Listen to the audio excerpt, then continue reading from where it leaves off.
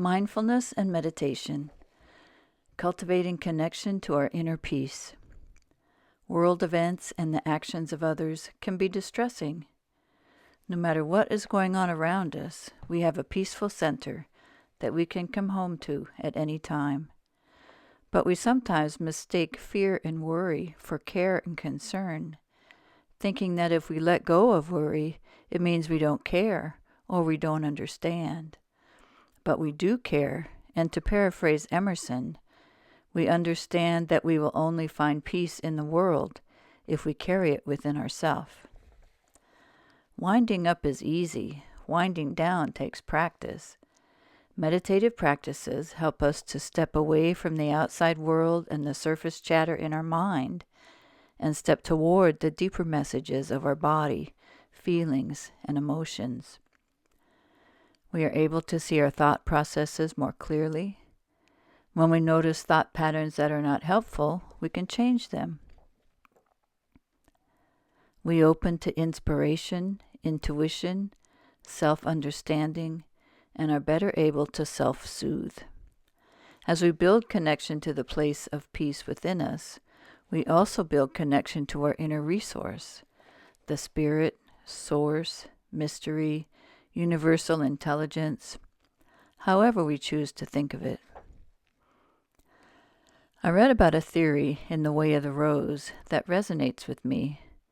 The idea is that seated meditation is the more masculine style because it evolved from hunting behaviors. Bead practices, like the rosary, seem to have evolved from the gathering behaviors of women, moving about, communing with others as the children and elders were tended, and the handwork of cooking and crafting was done. I prefer to think of it in yin-yang terms because natural inclinations are not gender-specific. The point is, one style of meditative practice is just as important and holy as another. The body is just as important and holy as the mind. As with anything else, one size does not fit all. We don't get extra points for the pain we cause ourselves by going against our natural inclinations. We get to choose what feels right for us, and we can always change our mind. Anything done deeply with awareness can be meditative. It is our intention and attention that makes the difference. Sitting quietly in seated meditation is one technique. The focal point could be the breath, the clouds, the wind in the trees, a candle flame, or even food. Jon Kabat-Zinn likes to do raisin conscious meditation. I prefer to meditate on Dove, silky smooth promises, dark chocolate. In this moment, there is only chocolate. We are contemplating all the factors that came together to bring it to us, savoring it as if it is the first, the last, or only piece of chocolate we will ever have, and letting tension melt away as the chocolate slowly melts. Movement practices that include the body, like the Right for You yoga class, also help us to center. How does it feel to be in this body, in this moment? Linking our movements with our breath keeps our mind and body together so they can both let go of tension and ease into guided meditation at the end. Repeating a specific word or mantra mentally or out loud, with or without rosary or mala beads, helps us to let go of repetitive thought loops. It is especially effective for those of us with minds that tend to ruminate or race. We may like to create our own affirmations. When we hum, sing, chant, or speak aloud, we are also regulating our breath patterns. Creativity can be another meditative technique.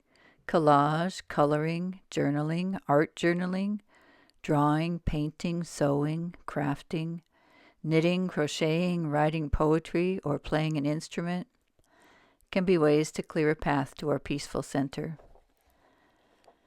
The endless round of repetitive tasks provide ample opportunities for mindfulness in daily life. Cooking, cleaning, washing the dishes, waxing the car, ironing, petting the cat or dog, or holding the baby.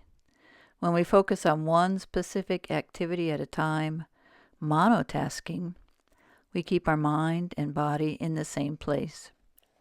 Social media can help us to connect with real people who inspire us, as long as we are mindful about it. Our electronic devices are designed to capture our attention for as long as possible. They numb our minds, and in my experience are like sugar. A little is sweet, too much makes us sick, and everyone has different tolerance levels. This is one of the many instances of more not being better. It is up to us to recognize when we have had too much and media fast as necessary. Just as we can notice how too much time spent on our addictive electronic devices can fragment and drain us, we can sense the restorative effects of time spent in nature.